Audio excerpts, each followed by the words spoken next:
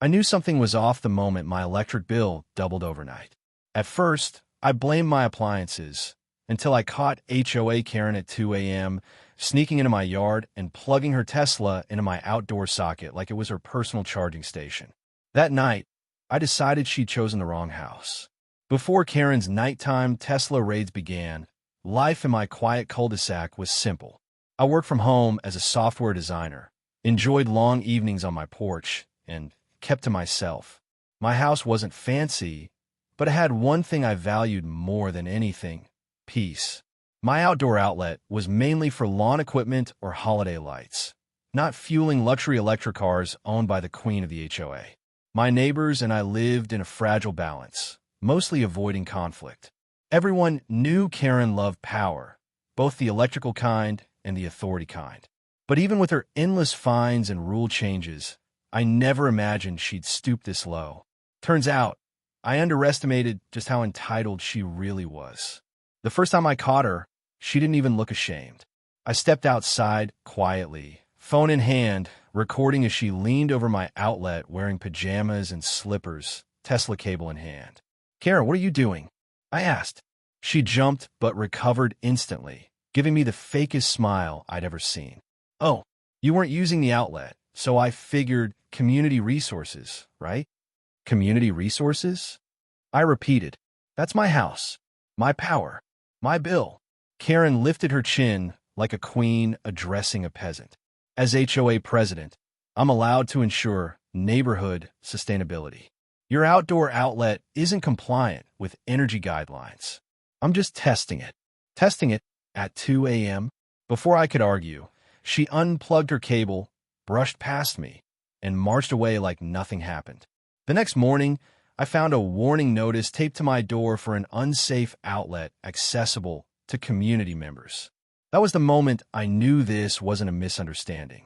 This was theft wrapped in HOA abuse. Over the next week, Karen became bold.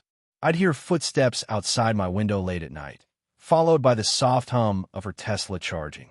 She came at 1 a.m., 3 a.m., even midday while I was in a meeting. Each time she left, my bill climbed. Neighbors whispered about her doing the same thing to others, but no one dared confront her. Karen controlled the HOA like a dictator. Fines, threats, rule changes, you name it. I tried talking to her again. She denied everything. Then I installed a camera. The footage didn't just show her charging, it showed her timing my work calls to slip into my yard. That was the moment I stopped playing nice. When I approached nearby neighbors, they opened up fast, like they'd been waiting for someone else to fight her. "Oh, she used our spigot for community gardening," said Mrs. Jensen. "She plugged her leaf blower into my garage once," said Tom. "She racked up 3 hours of electricity from my RV outlet," said another. Everyone had a Karen story. Turns out, she'd rewritten the HOA bylaws to give herself ridiculous power. HOA president can inspect properties at any time.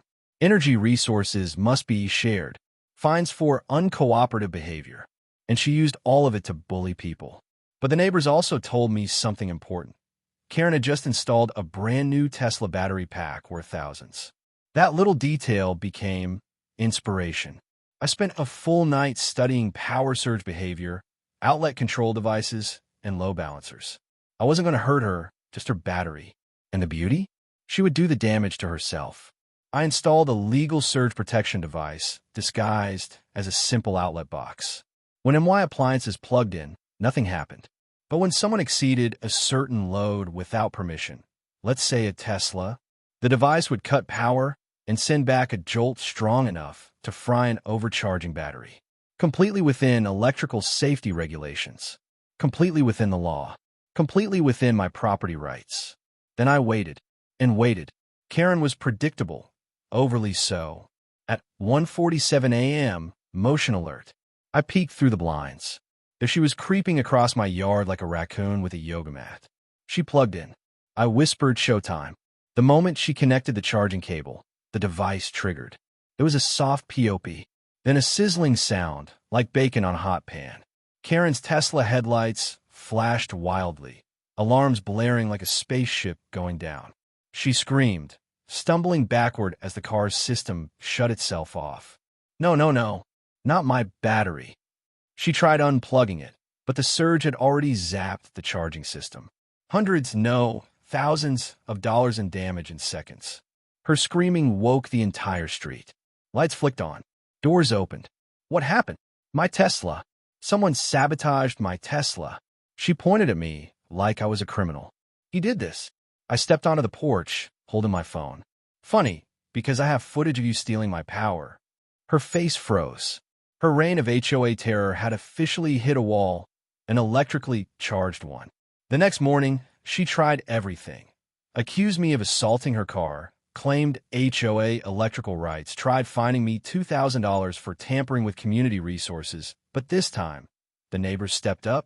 Tom, Mrs. Jensen, even the quiet couple from the Blue House. They all came forward with their own stories.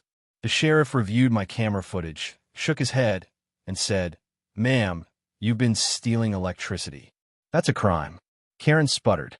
"I'm the HOA president. And this," he said, "is his outlet." The sheriff issued her a formal citation for theft and trespassing. Then the HOA board, fed up with her abuse, held an emergency vote. Karen lost her presidency, lost her privileges, lost her power trip, and worst of all, lost her Tesla battery. The repair cost? Nearly $9,000. All because she couldn't stop stealing what wasn't hers. A week later, Karen showed up at my door, not to apologize, of course, but to beg. "Can't you help me convince insurance this was an accident?" I smiled. "Sure, I'll send them all the footage." She turned pale. No, don't do that. Then stop stepping on people." She walked away silently. And for the first time in years, the neighborhood felt peaceful. The new HOA president reversed Karen's fake rules. My electric bill returned to normal. And Karen? She bought a gas car. Because after what she did, no one in the neighborhood would let her near an outlet again.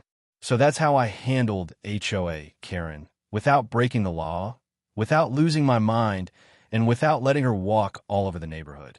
Sometimes the best revenge is simply letting someone sabotage themselves with their own entitlement.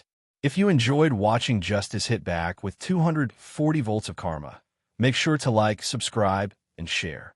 I post more real-life HOA, neighbor, and petty revenge stories every week. And tell me in the comments, what part of Karen's downfall was your favorite? Thanks for watching, and I'll see you in the next story.